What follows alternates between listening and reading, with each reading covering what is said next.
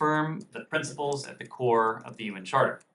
President Biden cited one of his predecessors, President Truman, who heralded the Charter as proof that nations can, quote, state their differences, can face them, and then can find common ground on which to stand. And last week, we witnessed a tremendous amount of common ground among the UN's member states regarding Russia's illegal, unjustified invasion of Ukraine. Country after country in both the Security Council and General Assembly condemned Russia's war and called for an end to the invasion.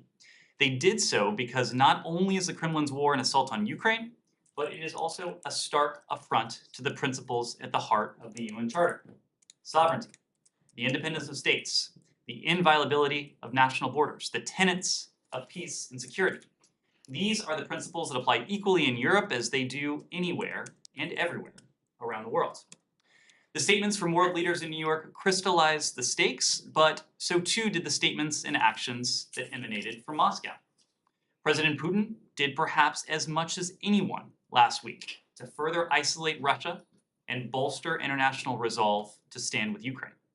His nuclear saber-rattling, the sham referenda, his partial mobilization, and the broad and sometimes violent crackdown on Russians exercising their universal rights were galvanizing, but almost certainly not in the way that President Putin intended.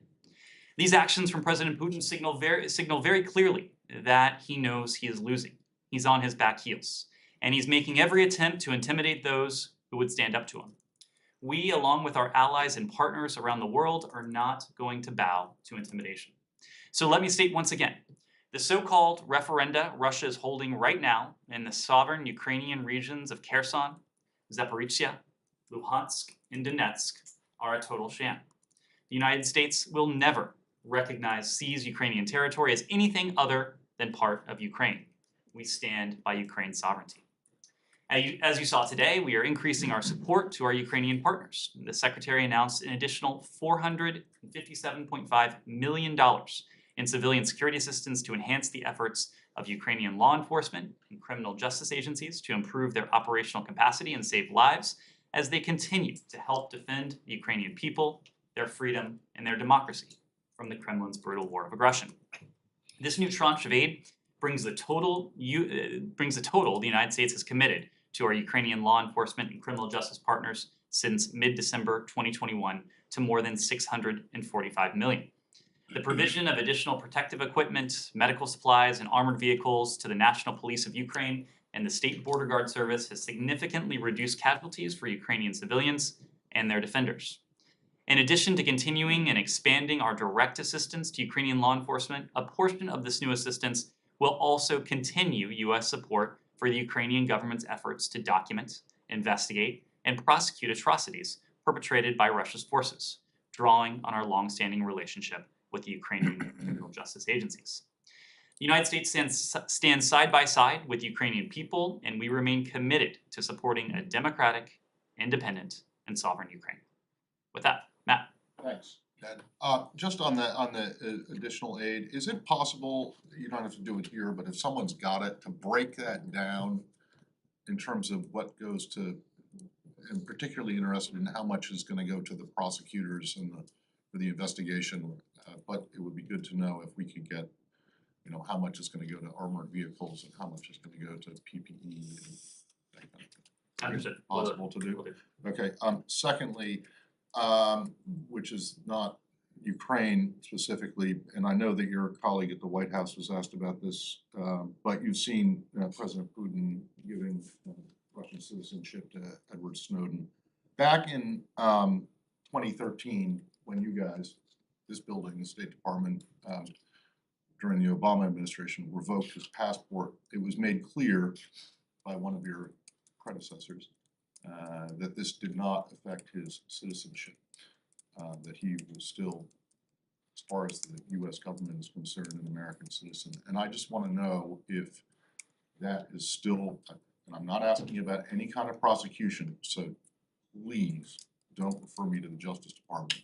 Is it still the belief of the administration that he is a U.S. citizen? I'm not aware of any change in his citizenship status. I am familiar with the fact that he has in some ways denounced his American citizenship. I don't know that he's renounced it. Well, no, he hasn't, and in fact, when he applied for citizenship, he said he wasn't going to renounce it. But but there are ways in which the US government can revoke one's citizenship. And as far as I know, he doesn't meet any of the, or hasn't met any of the criteria yet. One of the four is committing an act of treason, which I know you'll refer to the Justice Department on.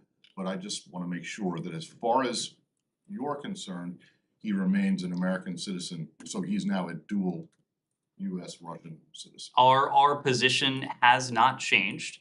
Mr. Snowden should return to the United States, where he should face justice as any other American citizen would. Perhaps the only thing that has changed is that as a result of his Russian citizenship, apparently now he may well be conscripted to fight in Russia's war in Ukraine. All right. Last thing, and this has to do specifically with your comments about President Putin and his what he did last week, or the reaction to what he has recently announced last week at the UN, during the UN, as it relates to sovereignty and territorial integrity. And I just want to make sure that I understand correctly that your one China policy, right, means that Taiwan is part of China and that you respect Chinese territorial integrity and sovereignty over Taiwan. Matt, our one China policy has not changed. Our one China policy has not changed. Well, what does your one China policy say about 40 years. Chinese territorial integrity? Very basically, we don't take a position on sovereignty. But our one China policy has not changed. That is a position we made very clear in public. It is a position that Secretary Blinken made very clear in private to Wang Yi when he met with him on Friday. Does that mean that Taiwan is part of China? It's one China, right? Again, Saeed, our one China policy has not changed. We don't take a position on sovereignty, but the policy that has been at the crux of our approach to Taiwan since 1979 remains in effect today. What we want to see continue, what we want to see preserved, is the status quo, precisely because the status quo since 1979, more than 40 years now, has undergirded peace and stability across the Taiwan Strait. We want to see that continue. Unfortunately, I don't believe the same could be said of the PRC, which has become only more coercive and intimidating in its actions and its maneuvers across the Taiwan Strait. Andrea. Just to follow up on that, if Vladimir Putin has conferred Russian citizenship on Edward Snowden today, as they say, does that mean he automatically loses his American citizenship, whether or not he's renounced it? I'm not aware of any change in his American citizenship status. I'm not aware that anything has happened yet when it comes to that. Mr. Snowden is apparently now a Russian citizen, and again, that makes him subject to any Russian decrees that may come down, including the one we heard about last week. What are your bets on that? Let me ask you a China question. Wait, just 1 second, because this is kind of interesting, because if he's now, you say he's now a Russian citizen, but he's also an American citizen. I didn't say that. I said that obviously the Russians have put out a formal decree. Yes, exactly. Yes. But so apparently he is both US and Russian citizen. Now, when it comes to Iran, so US Americans, the Iranian government does not treat US dual nationals as dual nationals, right? They treat them only as single. And you deplore that and you denounce it when they get arrested and charged under Iranian law. And yet here you seem to be happy, or you seem to be enjoying the idea that somehow now as a Russian citizen, Edward Snowden could be conscripted. There's no emotion attached to my voice, Matt. I am just saying that a Russian citizen, he would presumably be subject to Russian laws. Andrea. A related question on China. Can you tell us whether during the Secretary of State's meeting with Wang Yi on Friday, he brought up the issue of wrongfully detained American Kai Li, who's been detained for 5 years in China? In just about every single one of our engagements around the world at senior levels, we raise cases of American detainees, Americans who are wrongfully detained, when appropriate and applicable, Americans who are being held hostage around the world. We have consistently raised cases of Americans who are wrongfully detained in China or who are otherwise unable to freely depart the PRC. We will continue to do that until such cases are resolved. Was it raised in this instance I- on I'm, Friday? it is something we consistently raise. But that doesn't, and you take the question of whether it was raised on Friday? We issued a readout of this. It's something we consistently raise, but we're not in a position to go beyond the What is the readout. latest on Kylie's case, and do we have consular access? I will have to get back to you on the question of consular access, but these are cases that we regularly do discuss with our PRC counterparts. These are cases that the embassy in Beijing routinely works on, just in the same way that our embassies around the world work on behalf of American citizens who are wrongfully detained, but when it comes to all instances of Americans who are detained around the world, to provide them appropriate consular support in line with the Vienna Convention on consular access. What about China and Russia and Korea? Okay. Chinese issues. There are reports that Russia is pushing to recruit Chinese Russian soldiers to fight Ukraine. If this is true, then China will engage in military cooperation with Russia. How would you assess this? Did you ever hear about it? Could you repeat the first part of the question? Yeah, there are reports that Russia is pushing to Chinese Russian soldiers to fight Ukraine. These who are Chinese living in Russia. Chinese nationals living in Russia who would then Yes. go fight in Ukraine. I am not familiar with these reports. As I mentioned a moment ago, when it comes to the Secretary's engagement with Wang Yi on Friday, there was a discussion of Russia and its illegal, unjustified invasion of Ukraine. This, of course, was also a topic of conversation at the UN. We heard from Wang Yi himself in the UN Security Council. Wang Yi, during that setting, made very clear that the sovereignty and territorial integrity of all countries should be safeguarded. The purposes and principles of the UN Charter should be abided by. All parties concerned should exercise restraint and avoid words and deeds that aggravate confrontation. So the test will be whether these words from the PRC are actually implemented. We have made clear, and the Secretary made clear again to his PRC counterpart on Friday, that we are watching very closely. We know that Russia has sought assistance from the PRC. We know early on in this conflict that Russia lodged a request for military assistance. We made that public at the time. We warned both publicly and privately at the time that the PRC would face consequences if it provided security assistance to Russia, or if it assisted Russia in a systematic way evade sanctions. We haven't seen the PRC do either of those.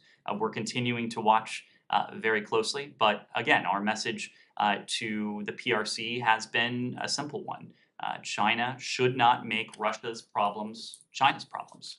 But recently, Xi Jinping and Chinese President Xi Jinping and Russian President Putin had a meeting together.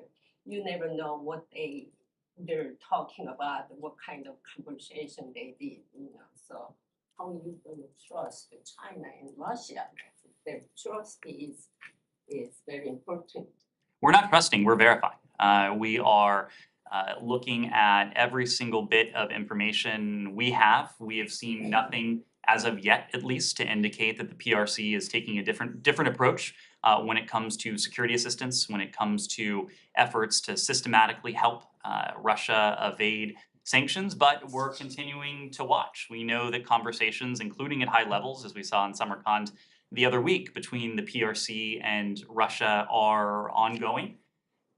What I will say is that if you look at President Putin's words, if you look at President Xi's words, if you read Wang Yi's words, the very words I just referred to, you hear the PRC expressing a degree of unease with what Russia is doing in Ukraine. And that's really no surprise. It's no surprise because Russia's brutal war of aggression against Ukraine is not only, as I said at the top, an assault on Ukraine. It is an assault, a brutal assault on the UN Charter, on the UN system, on every member state of the United Nations that subscribes to them. So it's no wonder that the PRC is expressing varying degrees of reservations. The real test, though, will be if those apparent reservations, this apparent discomfort with what Russia is doing in Ukraine, will actually contour what the PRC does in its approach. One more quick, the South Korean President Yoon Suk-yeol said that yesterday, in the event of a dispute between China and Taiwan, the possibility of North Korean provocation would increase. Does the United States want South Korea to support U.S. defense to Taiwan? We have an ironclad alliance with our South Korean partners. It is an alliance that is built not only on shared interests in the Indo-Pacific, but also on shared values.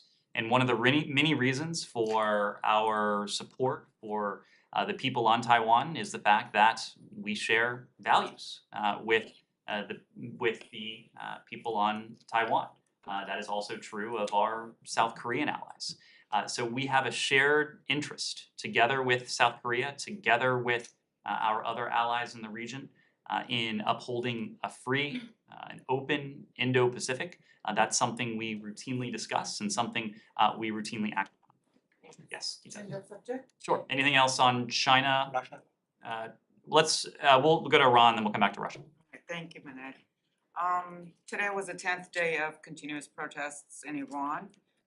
The Biden administration has sanctioned people and entities. It has issued the general license for providing technology to Iranian people for communication.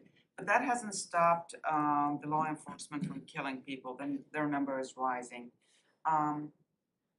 What can the U.S. administration do to stop the killing? Let me first start by saying that we, of course, condemn the violence, the brutality that is being exhibited by Iran's security forces. The ongoing violent suppression of what are peaceful protests following Mahsa Amini's death is appalling. We are aware that security forces have killed dozens of protesters. We believe it is incumbent upon the international community to speak out, to make clear where they stand when it comes to the exercise of what should be universal rights, rights that belong to the people of Iran as much as they do to people anywhere and everywhere across the globe. We're closely following these developments. Iran's leaders should be listening to the protesters, not firing on them. Unfortunately, this regime is one that has a long history of using violence against those who would peacefully exercise those universal rights. The United States, whether it is protesters in Iran, whether it is protesters in Russia, whether it is peaceful protesters around the world, we support the rights of these individuals, these Iranians in this case, to peacefully assemble and to express themselves without fear of violence or detention by security forces. We are going to continue to do a couple things. We, as you know, as you alluded to, are holding to account the so-called morality police, the entity that is responsible for Mahsa Amini's death. We sanctioned 7 other individuals who have been involved in Iran's repression over the years. And we are doing what we can to enable the people of Iran to exercise those universal rights. And you mentioned the general license that we issued on Friday. People countries around the world have an interest in seeing to it that the people of Iran can communicate freely with one another, can communicate freely with the rest of the world. And we all have an interest in knowing about what's going on inside of Iran, what the brave Iranian people are peacefully doing in response to the tragic death of Mahsa Amini. You mentioned the Biden administration urges the international community to speak out. Well, Germany has summoned the Iranian ambassador to Berlin and apparently asked them not to suppress the people. But that's not going to stop, the law enforcement. And do you think maybe recalling ambassadors from Iran, would that be a more effective means of Iran's isolation and maybe rethinking of their policy? This is going to be a sovereign decision on the part of countries around the world. We have encouraged, and we are encouraging countries around the world to lend, of course, rhetorical support to these Iranians who are doing nothing more than exercising peacefully their universal rights. For our part, we have used our own authorities. We have granted a license using a Treasury Department authority, but different countries are going to have different approaches. What is less important to us is that these approaches are identical. What is more important to us is that these approaches are complementary, that they work together to support both the rights and the aspirations of the people of Iran. Ned, on this point, Well, Saeed, you've already yeah, asked, so let very me go over here, please. So, not that I question how Mahsa Amini, or Gina Amini as she was calling herself, died. We've spoken to her family members that they've kind of confirmed how she died. But I'm just curious, how did you determine that she was killed by morality police? Because the Iranian government is trying to float the idea that she died as a result of heart attack, this attack. There are certain facts of this case that don't seem to be in dispute. Mahsa Amini was arrested. Mahsa Amini, of course, was alive at the time of her arrest. There is video of her after her arrest, and sometime later, she was dead after spending time in the custody of the so-called morality police. The facts don't seem that complicated. And then on the general license, there are the Starlink services that has kind of given a lot of hope to a lot of Iranians. But does the general license, does that also include hardware? Because the terminals and the dishes that requires to use some service like the Starlink, does that also include hardware to get to Iran?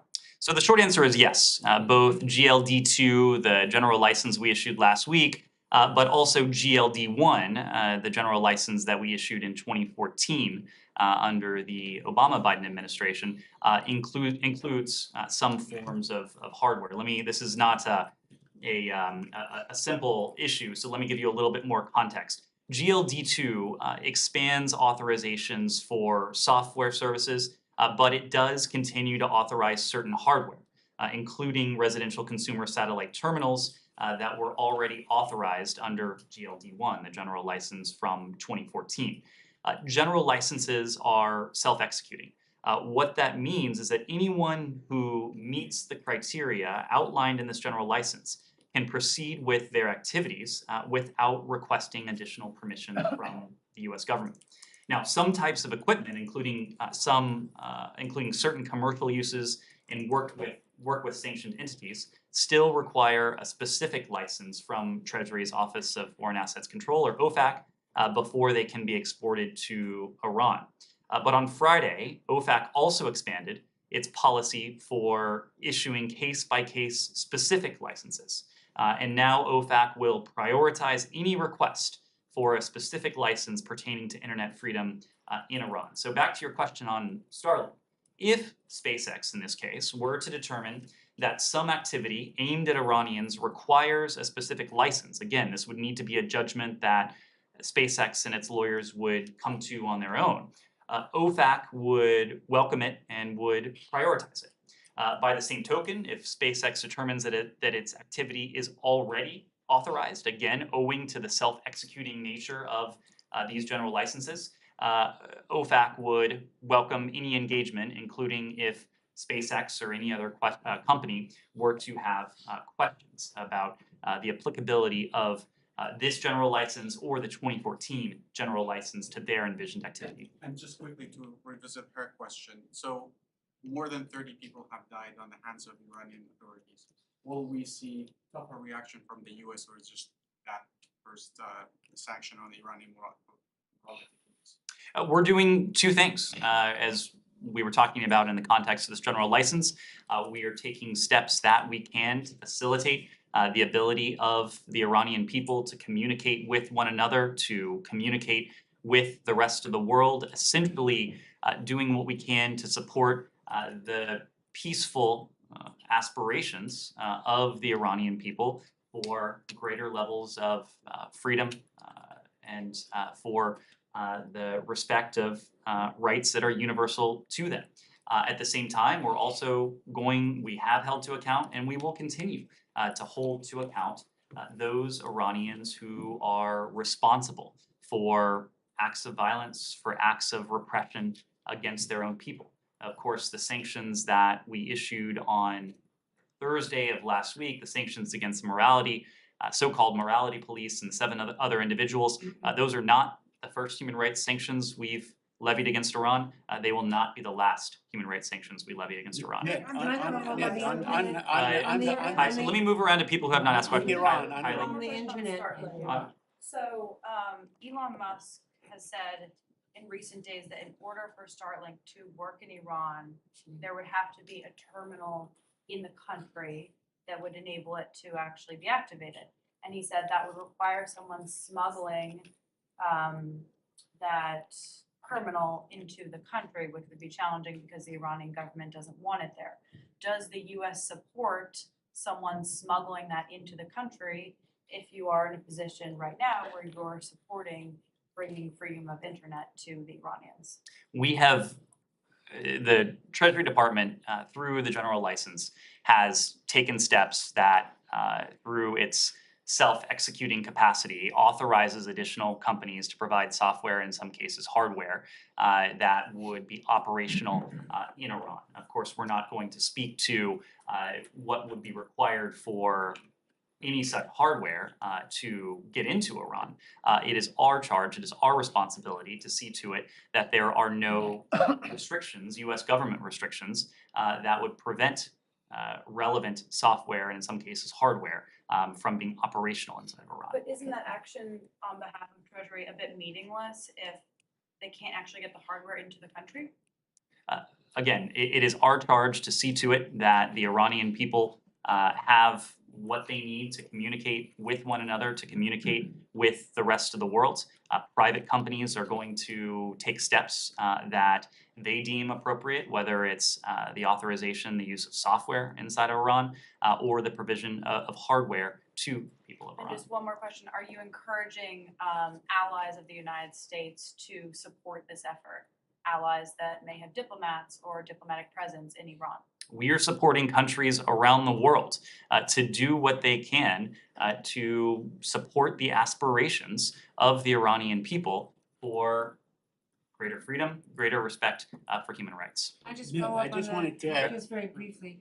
Our correspondent there an hour or so ago was telling me that there has been no evidence of any internet right now. It's completely shut down. Have you seen any tangible evidence since Treasury's announcement on Friday that there is more internet access for people? So I couldn't speak to internet access broadly. What is true is that the Iranian government has consistently, since these protests began, cut off or attempted to cut off internet access to large swaths of the Iranian people. By some accounts, the Iranian government has cut off access for most of its 80 million citizens to prevent them and to prevent the rest of the world from watching the regime's ongoing violent crackdown against peaceful protesters.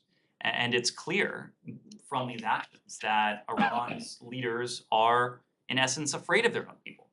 And so we are committed to ensuring that the Iranian people can exercise what is, again, a universal right, the universal right to freedom of expression, the universal right to freely access information via the internet.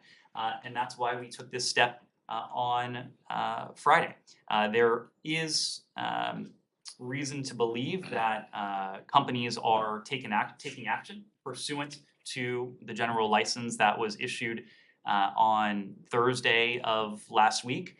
We do encourage companies that have questions as to whether their software or whether their capabilities are authorized under this general license to reach out to OFAC. And again, even if this general license doesn't authorize the specific piece of software or hardware that a company may have in mind, OFAC, as a result of action we took last week, will prioritize a review of specific license. And that is for a very simple reason. We want to do everything we possibly can to support the Iranian people's exercise of their universal right. Ned, I just want on this issue, how do you expect this this tragic incident to impact the talks, Vienna talks, or going back to the deal or not going back to the deal? I mean, does the you in this case of going back so quickly, or let's say during a short period of time, considering that there's so much apparently opposition to the government? You know, how do you factor that in? This in no way changes our determination to see to it that Iran is permanently and verifiably barred from obtaining a nuclear weapon. It is, of course, a fact, as we've made clear, that these negotiations are not in a healthy place right now. We've made clear that while we have been sincere and steadfast in our efforts to see to it that Iran is once again permanently and verifiably barred from a nuclear weapon, we haven't seen the Iranians make the decision, the Iranian government make the decision that it would need to make if it were to commit to a mutual return to compliance with the JCPOA. But the simple fact remains that every single challenge we face with the Iranian government would become more difficult, in some ways more intractable, if Iran were in the possession of a nuclear weapon.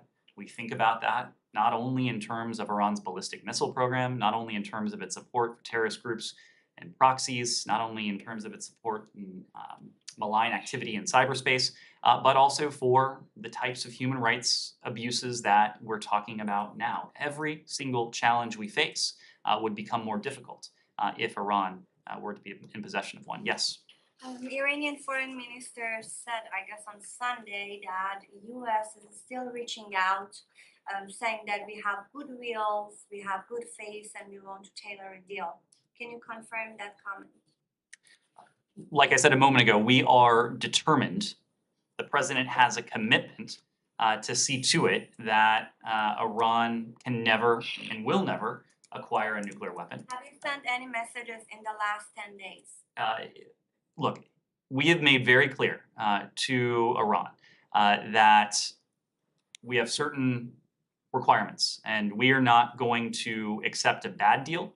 As you heard the secretary say last night, Iran responded to the most recent EU proposal in such a way that did not put us in a position to close the deal, but actually moved us backwards somewhat.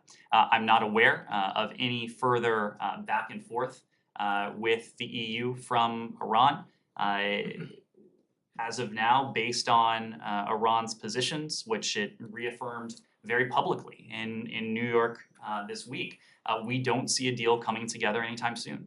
And do you see any urgency to change your policy towards Iran? There are so many different op-eds being published in recent days urging Biden to change its Iran policy at the moment with what is going on inside Iran. Do you see any urgency to change your policy towards Iran?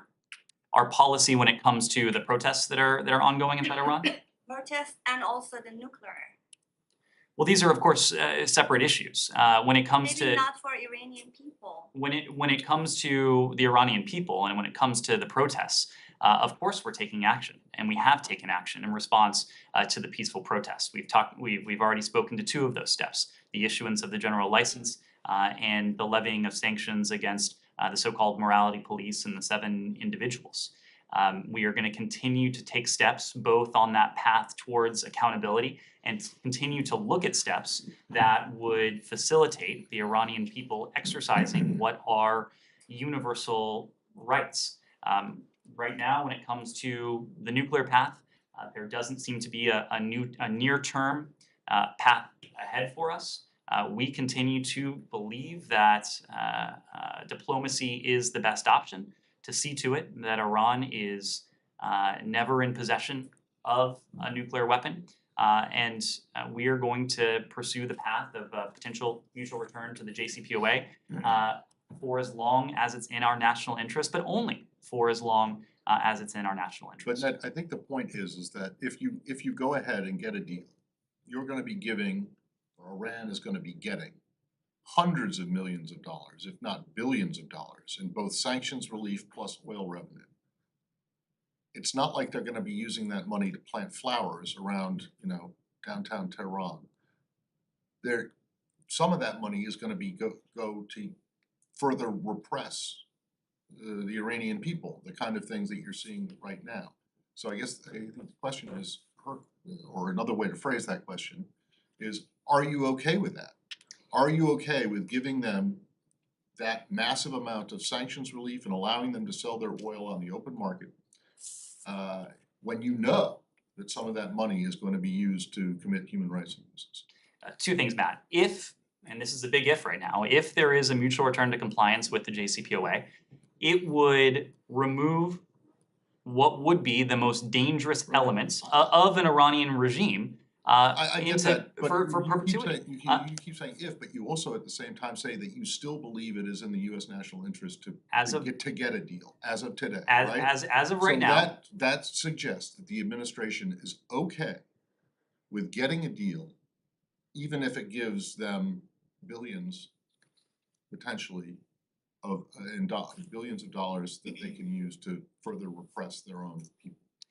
So the first point was the big if associated with a mutual return to compliance, but we remain committed, and President Biden has personally made a commitment that Iran will never possess a nuclear weapon. We continue to believe that diplomacy is the best way to achieve that if we find ourselves in a position to return to the JCPOA. That does not remove from our arsenal a single tool when it comes to holding Iran accountable for the types of things that we're talking about now.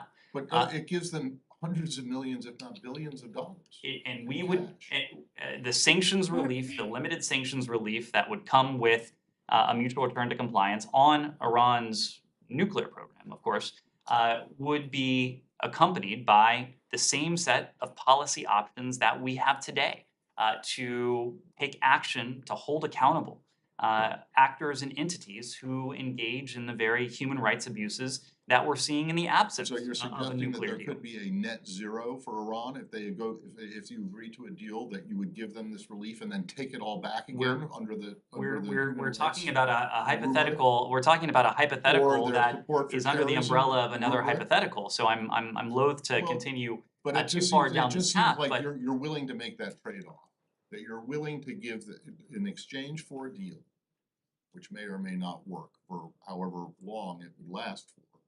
But in exchange for that, you're willing to give them all this money, which you know they will use at least some of, to further repress these people, to further support, their proxies in Yemen and Syria and elsewhere.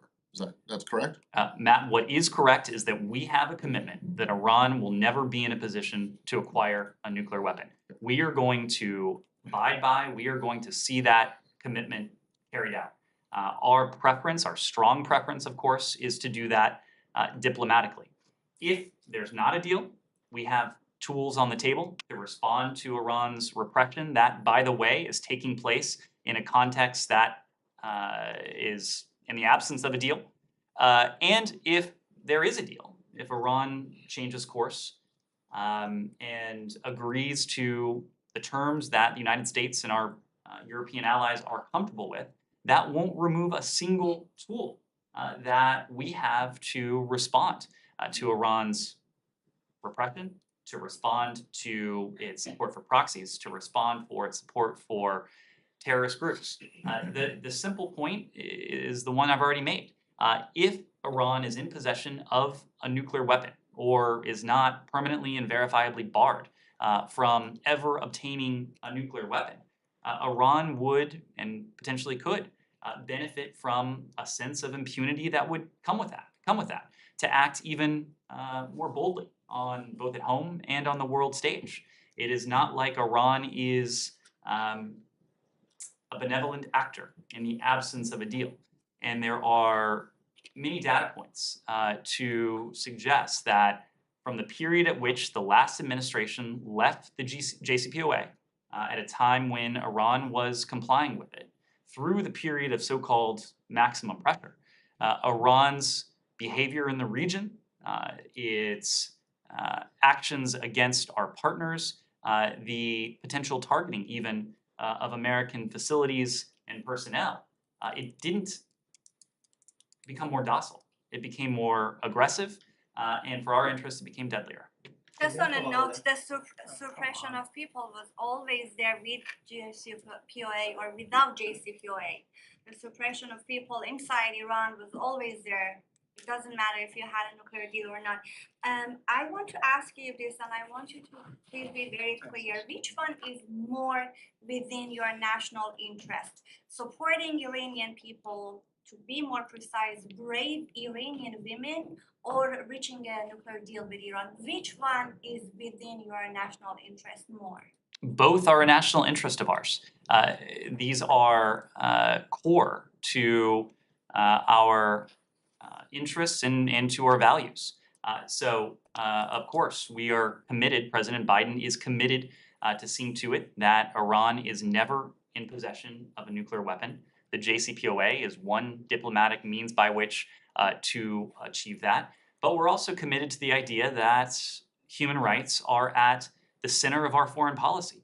And you've seen us illustrate that. You've seen us live up to that, even in recent days when it comes to Iran, taking action against the so-called morality police, against individuals, providing the general license, the other steps that we have taken to support the universal rights of the Iranian people. And these are steps that we've taken around the world to support the peaceful exercise of universal rights in countries around the world.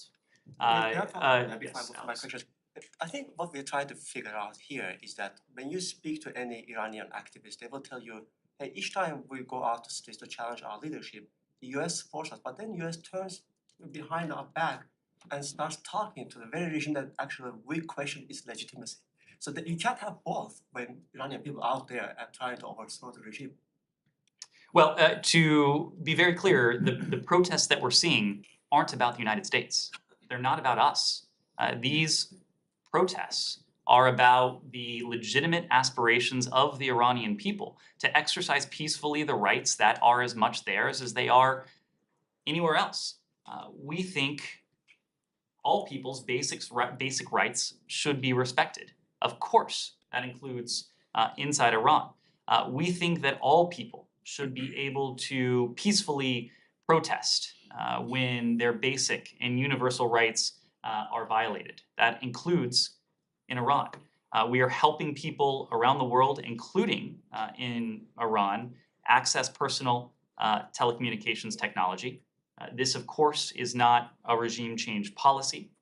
If any government, including the government in Iran, thinks that this is or amounts to a regime change policy, it poses some pretty difficult questions to them about the nature of their regime and why they would fear their own people. Yes, in the back. Yeah, thank you, Ned. So you just announced today, before this meeting, before this briefing, that the United States is designating Diana Kajmakovic, a state prosecutor in the Bosnia and Herzegovina. She is in the state prosecutor's office. What can you tell us about this case, and can you expect more sanctions in the other countries of the Western Balkans? So one of our goals when it comes to the Western Balkans is working with governments and working with people of the region to target and to take out and to root out corruption. And sanctions are one important tool to do that. We did announce, and Treasury did announce sanctions this morning on a state prosecutor general who had engaged in acts of corruption. We provided information in that statement. Treasury may have additional information regarding the basis for that designation. And sanctions will remain an important tool, one important tool, not the only important tool, but one important tool when it comes to the region and it comes to our goal, the goal that we share with governments and people in the region of rooting out corruption. Just one more on the Western Balkans. I have interviewed last week the Prime Minister of Montenegro, Dritan Abrazovic, and he called on the U.S. to help Western Balkans against the influence of Russia and China in the region. So what has been your assessment of those influences in the Western Balkans, and what specifically, which steps can you take in order to counter that influence? Well, it's no question that the Western Balkans is a dynamic region that is attractive to countries around the world. Of course, it's attractive for different reasons to both the PRC and Russia. We believe, and this is the point that we've made both publicly and in our private engagements with countries in the Western Balkans, that our shared interests and our shared values form the predicate for a relationship that in many ways is unique and distinct from the visions of a relationship that Russia or the PRC would have for the region. So whether it is development, whether it is security, whether it's economics, whether it is humanitarian assistance, we have made very clear our desire to be a partner to the countries of the Western Balkans and have both implicitly and in some cases explicitly also been very clear about what the partnership that we bring is distinct from the relationship that countries like the two you mentioned would seek to have in the region. Yes. Thank you. Switch topic very quickly. We heard the president last week, the president of the United States, call for a two-state solution. We heard the Israeli prime minister call for the two-state solution and so on. So what is the holdup? I mean, why can't we, I'm not getting any younger, so what is the holdup? Why can't we get this process going? Perhaps by maybe U.S. sponsoring some sort of a negotiation between the two? Saeed, in some ways, if only there were a holdup. This is not something that can be dictated by any one country, by any one entity, not by the United States, not by anyone else. The conditions have to be right for Israelis and Palestinians to sit together and to make progress on the very complex and controversial issues that are at the core of a two-state solution. So just as you and I have discussed many times, it is our charge in the intervening period to try to set the stage, to try to set the conditions. The conditions for when making actual progress would be in the offing. We have re-engaged with the Palestinian Authority. We have re-engaged with the Palestinian people just within recent days. We've announced additional funding for UNRWA. The United States is now once again engaged in the region. We're, of course, also deeply engaged with our Israeli partners as well. But you've heard us say many times that the time isn't right, doesn't appear to be right for the parties to actually make progress. Well, I mean, this is the point. Why isn't it right? I mean, no issue has been so negotiated over so many decades with every little detail. And basically, everybody knows what the outcome ought to look like. You all agree there is a territory occupied. I mean, you began by saying country after country condemned the Russian occupation of parts of Ukraine and so on. Well, country after country has condemned the Israeli occupation of parts of Syria, parts of the Palestinian territories, and parts of Lebanon and so on. So everybody really knows what's going on. I mean, what is the holdup? Why can't we give this and instead of kicking the can down the road, take the initiative and say, well, this is it. Or for the United States, perhaps, to say, this is how I envision this two-state solution ought to look like. So I don't think any of us are under any illusions that United States taking this matter into our own hands in a unilateral way and presenting it as a fait accompli or something along those lines would in any way further the cause of a two-state solution, would further the cause of peace, lasting negotiated peace between Israelis and Palestinians. We want to see a two-state solution. Equally, we don't want to do anything that would aggravate tensions, that would make achieving a two-state solution all the more difficult. So in this intervening period, it's our task to do what we can to little by little fulfill what is our overriding policy goal, to see to it that Israelis and Palestinians enjoy equal measures of security, of stability, of prosperity, of opportunity, and of dignity. And that's something that can't take place overnight, but it is something that we have worked on since the earliest days of this administration, and it's something that we'll continue to work on going forward. Yes, sir. Yeah, I have actually a follow-up on Iran.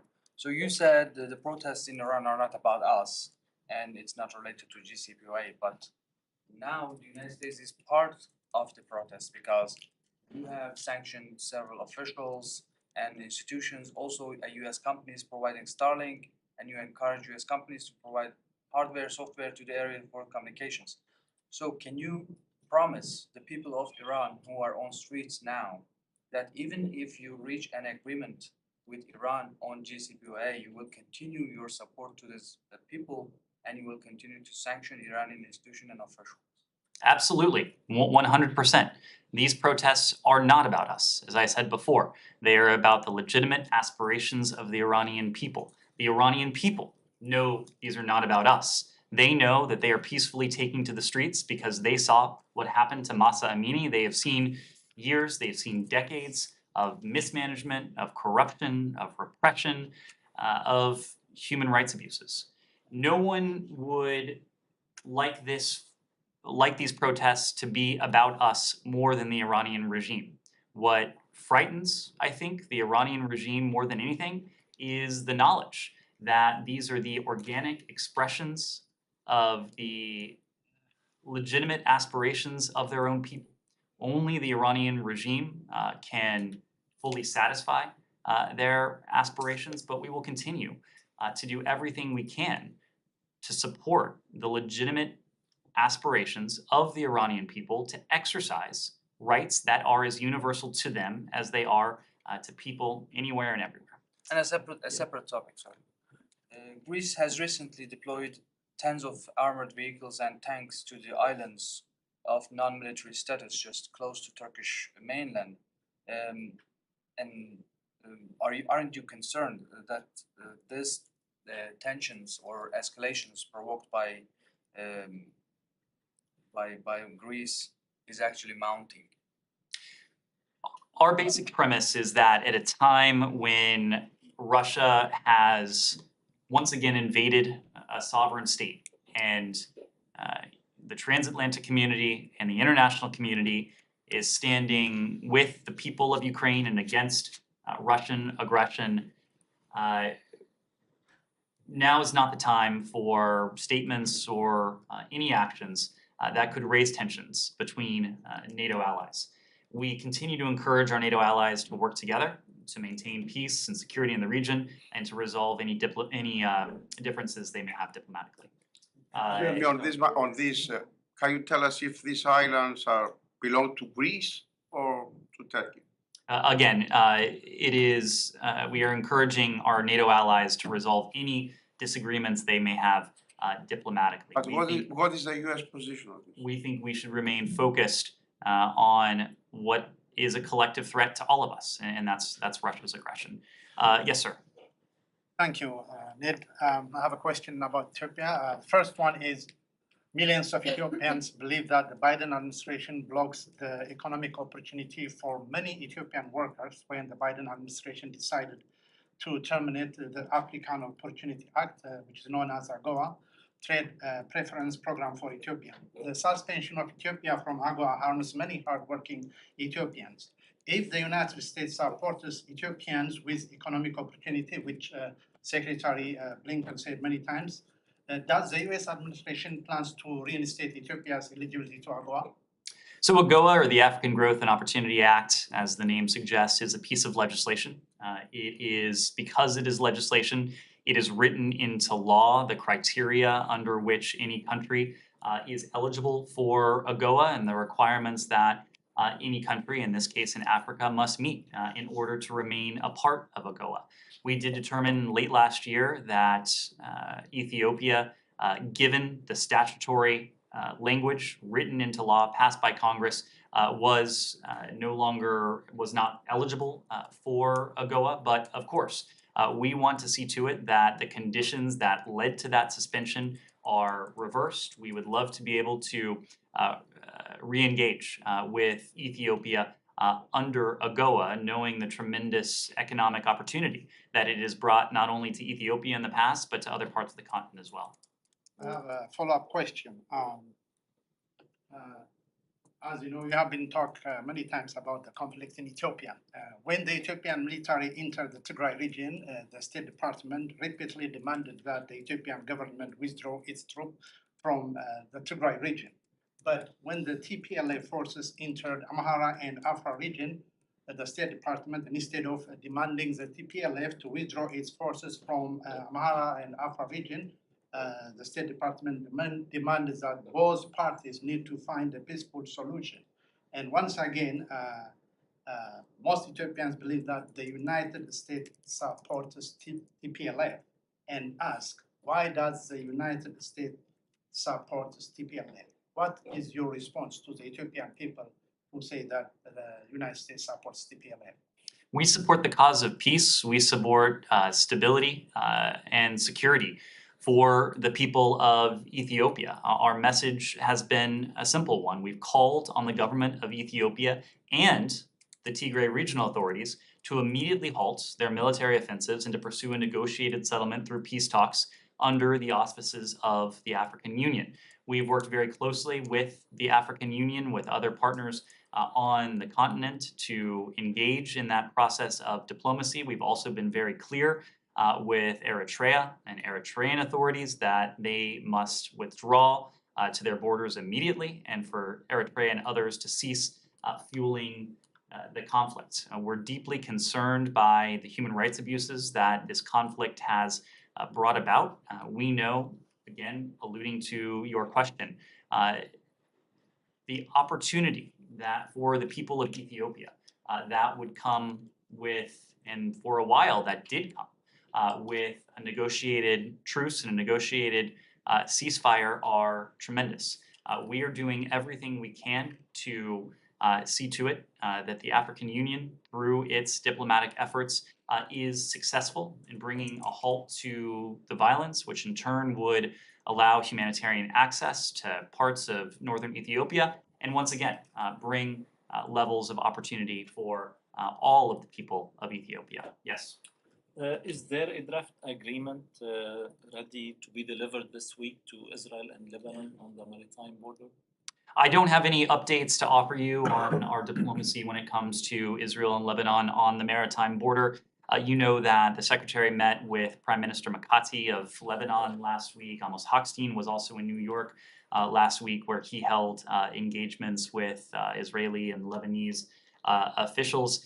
We've stressed in all of our engagements the need to conclude a maritime agreement to ensure stability and to help support Lebanon's economy. We are working as diligently as we can to narrow the divide and to continue the progress that we've seen in recent weeks. Yes, Simon. Yeah, since the Secretary is meeting the Foreign Minister of Pakistan today, a couple of questions about that.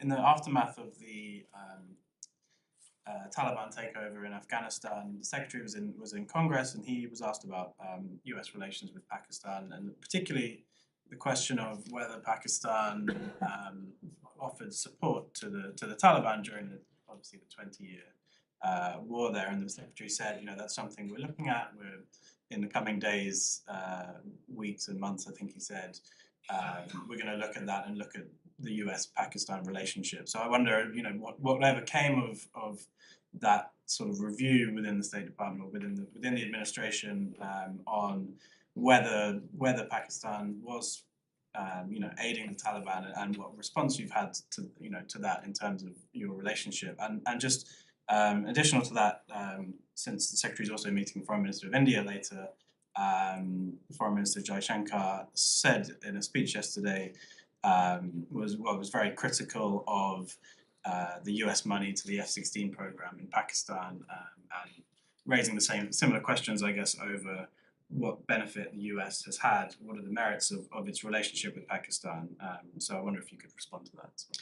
It would be difficult for me to attempt to summarize 20 years of U.S.-Pakistani relations between 2001 and 2021. I suppose what I would say broadly, of course, is that Pakistan was not a monolith during that time. We saw different governments, and we saw with the passage of years different approaches to the Taliban and to Afghanistan at the time. Now we recognize this government, which, by the way, came into office following the fall of the government in Kabul last year. But we recognize, and one of the many reasons we're meeting with Pakistan is because of the shared security interests that we do have. It is neither in our interest nor in Pakistan's interest to see instability, to see violence in Afghanistan. So as the Secretary meets with Foreign Minister Zardari today, I would imagine that security and shared security interests will be high on the agenda, as will humanitarian concerns. And of course, the United States has been intently focused on the devastation that has resulted in the loss of life that has resulted from the torrential floods that have devastated large areas of Pakistan. We have provided tens of millions of dollars in relief for these floods. The Secretary today will have additional details on further U.S. assistance for the Pakistani people in light of this humanitarian emergency that Pakistanis are facing. Remind me the second part of your question. The Foreign Minister Jaishankar's comments basically calling on the US to review its relationship with Pakistan, criticizing the fact that you recently authorized fund, I think $450 million for the F-16 program. Well, we don't view our relationship with Pakistan, and on the other hand, we don't view our relationship with India as in relation to one another. These are both partners of ours with different points of emphasis in each, and we look to both as partners because we do have in many cases shared values. We do have in many cases shared interests, and the relationship we have with India stands on its own. The relationship we have with Pakistan stands on its own.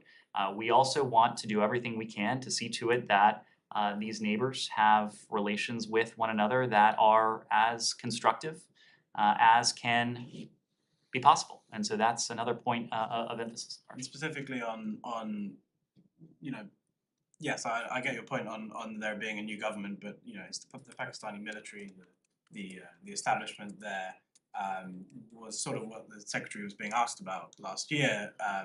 You know, so was there a review of you know, and specifically, I guess, not just over the 20 years, but in the last phase of the war, did Pakistan aid the Taliban in a way that allowed them to come into Kabul? You know, was that something that was reviewed? Was there a conclusion? Did it have any impact on it? When it comes to security partners of ours, we're always taking a close look at their actions, at their activities. I'm not in a position to detail for you precisely what we found, but the bottom line, as I believe the Secretary said at the time and remains true now, is that it was not in Pakistan's interest to see instability and violence in Afghanistan. It is not in Pakistan's interest to see instability and violence in Afghanistan. The support for the people of Afghanistan is something we discuss regularly with our Pakistani partners. Our efforts to improve the lives and livelihoods the humanitarian conditions of the Afghan people, and to see to it that the Taliban live up to the commitments that they have made. And of course, Pakistan is implicated in many of these same commitments, the counterterrorism commitments, commitments to safe passage, commitments to the citizens of Afghanistan. The unwillingness or the inability on the part of the Taliban to live up to these commitments would have significant implications for Pakistan as well. And so for that reason, we do share a number of interests with Pakistan regarding its neighbor. Yes? Hi, Italian University answer. I have a question about the last election in Italy, in our country, yesterday. What do you expect from the next Italian government after this election? And do you share the alarm for democracy in Italy after this election? Well, the next Italian government hasn't been formed, so it is not my place to speak to any future government in Italy. But of course, Italy and the United States are close allies. We're partners, we're friends. Last year, if I recall, we celebrated 160 years of diplomatic relations. Secretary Blinken's Italian counterpart was the first in-person bilateral engagement we had here at the department. He and Secretary Blinken wrote an op-ed together on the occasion of our 160 years of diplomatic relations, heralding our commitment over the course of decades for human rights and the values that we share in the world. The fact is that we stand ready and eager to work with any Italian government that emerges from the electoral process to advance our many shared goals and interests. And when it comes to that cooperation, I'd be remiss if I didn't say a word about outgoing Prime Minister Draghi. We thank him for his visionary leadership through a critical time in Italian, in European, in world history, again, as well as his dedication to the values that our countries have shared for decades now. I didn't get to ask you. Okay, go ahead. Thanks so much. Ned, on Armenia-Azerbaijan, you were in the room when the secretary met with the foreign ministers last week. What was your sense in the room? Are the sides genuinely interested in peacemaking process? I will let the two sides speak to their attitudes. It was important for us and for the secretary in particular to bring the two sides together. Of course, the secretary had conversations with the two leaders, but this was the first face-to-face meeting that the two foreign ministers had since the latest outbreak of violence. The secretary noted to both leaders the importance of maintaining the ceasefire, of maintaining the calm. Noted that we're dedicated to a sustainable ceasefire and to a peaceful resolution. We made clear to both foreign ministers that the United States stands ready to support this bilaterally, multilaterally, together with partners. This includes our support for efforts by EU Council President Charles Michel to bring the leaders together. They, during the course of that meeting, discussed the best path forward, and the Secretary suggested the sides share ideas for how to meaningfully advance the peace process before the end of the month. Our message has been consistent for some time. We call on Azerbaijan to return troops to their initial positions. We urge disengagement of military forces and work to resolve all outstanding issues between Armenia and Azerbaijan through peaceful negotiations. The use of force is not an acceptable path. We've made that clear privately. We've also made that clear publicly, and we're glad that our continued engagement, including at high levels, including last week in New York, with both countries has helped to halt the hostilities, and will continue to engage and encourage the work needed to reach a lasting peace, because there can be and there is no military solution to this conflict. The Secretary urged them to meet again before the end of the month. Do you have any particular venue and date in your mind? This will be up to the two countries to decide, but we do think that continued engagement directly between Armenia and Azerbaijan is not only in their interests, it's in the interests of the region and beyond. We have offered to be of assistance, again, bilaterally trilaterally, multilaterally, and of course, the EU is playing an important role as well. The Azeri president's advisor is in town, and in fact, he met with Assistant Secretary Dunphy this morning. Do you have any readout, or is it part of the process that you guys are putting together? We are in regular contact with both Armenian and Azeri officials. That will continue. The experts say that the U.S. suggests urging or encouraging the sides meeting again, suggests that U.S. now has no plan to move the process forward. Do you have a plan? Again, as we've discussed in other contexts, the United States is not and cannot be in a position to submit a plan as a fait accompli. Our task is to bring the sides together, to facilitate dialogue, to help the sides together work through differences, to work through disagreements peacefully and diplomatically. And that's what last week was about. That's what our continued engagement is about. Final question in the back. Yes, can you take a question, and you can answer me later or tomorrow about the Greek islands? Because I see a note here from your press office saying, quote, "The sovereignty and territorial integrity of all countries should be respected and protected. Greece's sovereignty over these islands is not a question." Can you take my question and answer me tomorrow? I'll see if we have any more details to provide you then. Please. All right. Leader, can I have last question, please? Go ahead. Thank you. On North Korea, as you know, North Korea fired the ballistic missiles into the East Sea yesterday. Can you presume that there is a possibility of North Korea's further provocation, such as SLBM or seventh nuclear test? We've spoken of North Korea's pattern of provocations in recent months. We've warned repeatedly that North Korea could well conduct another nuclear test, its seventh nuclear test, with no warning. We've seen North Korea test ICBMs, shorter range systems as well. None of these provocations have or will change our essential orientation. That is our stalwart commitment to the defense of the ROK and Japan, our treaty allies. Of course, the Vice President is in the region now to represent the United States at the funeral of Prime Minister Abe. She'll travel to the ROK as well to show our support for our treaty allies. We've made clear together with our allies in the region that we are prepared for meaningful dialogue, meaningful diplomacy to help advance the prospects for a complete denuclearization of the Korean Peninsula. This offer of dialogue and diplomacy has, at least so far, been met only with additional provocations. North Korea tends to go through, the DPRK tends to go through periods of provocation, periods of engagement. It's very clear that we're in a period of provocation now. We are going to continue to work with our treaty allies to enhance their defense and their deterrence and to be ready if and when North Korea, the DPRK, excuse me, is ready to engage in diplomacy. Thank you. Thank you. Thank you.